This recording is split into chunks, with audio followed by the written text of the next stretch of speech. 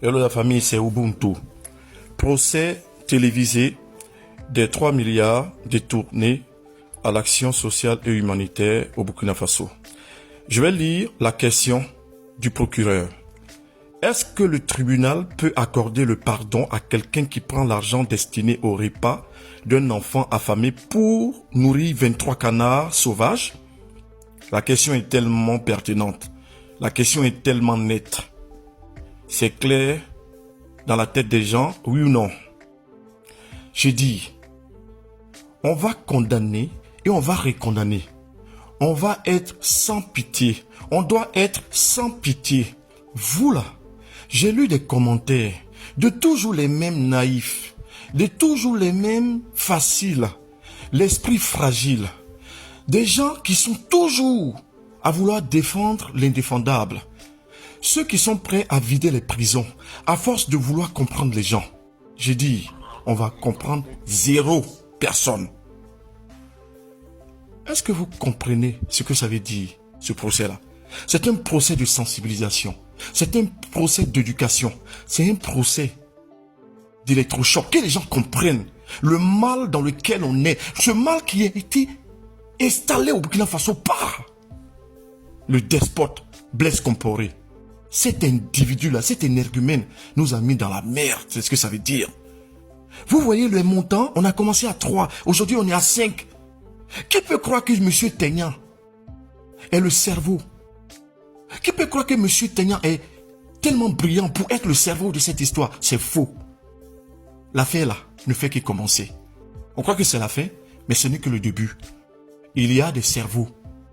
On va creuser. Vous avez vu la liste de M. Taignan. J'ai dit, l'affaire est grave. Au début, ça faisait un peu rigoler.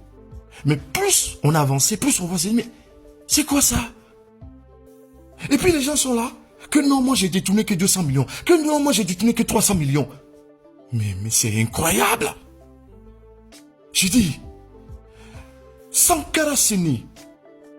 Là, on est en train d'aider ce jeune-là qui a perdu ses 2 bras.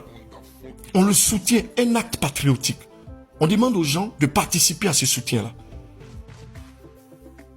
Ce jeune qui est venu aider le pays, qui est venu donner sa vie pour le pays.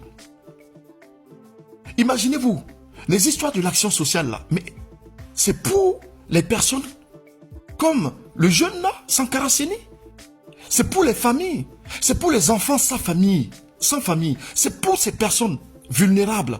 Imaginez-vous, l'État ne peut pas tout faire, l'État fait ce qu'il a à faire, l'État agit, accompagne, soigne. Et vous là, vous êtes en train de vouloir comprendre ces gens-là? Que non, il faut le pardonner, vraiment ça fait pitié. Ah bon? Voici des gens qui ont déshabillé des familles pour habiller leur famille. Ils ont déshabillé 1000, 10 000 familles pour habiller une seule famille. Et on va les comprendre? Zéro compréhension. J'ai dit, si c'est moi, on va mettre sur le même pied d'égalité le crime de sang et le crime économique. Comme ça se fait au Vietnam. Au Vietnam, tu détournes, on te met au poteau. C'est fini. En Chine, ils viennent d'exécuter un haut fonctionnaire qui a détourné des sommes terribles. Là, pour moi, ça doit être une peine de prison à vie. Et encore, on est gentil. Parce qu'on va devoir nourrir ces gens-là. Ils ne pourront même pas rembourser tout ce qu'ils ont volé. Comment on peut être sans cœur comme ça? Et ce n'est que le début. Blaise Compaoré a fait un sacré sale boulot, ce monsieur-là. Il nous a mis dans une sombre histoire. Aujourd'hui, on est en train de gérer les conséquences. La corruption est trop dans l'esprit des gens. On va le leur enlever. Oui. Il faudra être sans pitié. Parce que l'immoralité, là, c'est pas possible. Les gens sont faibles devant l'argent. Ils se prosternent devant le Dieu argent. Trop, c'est trop.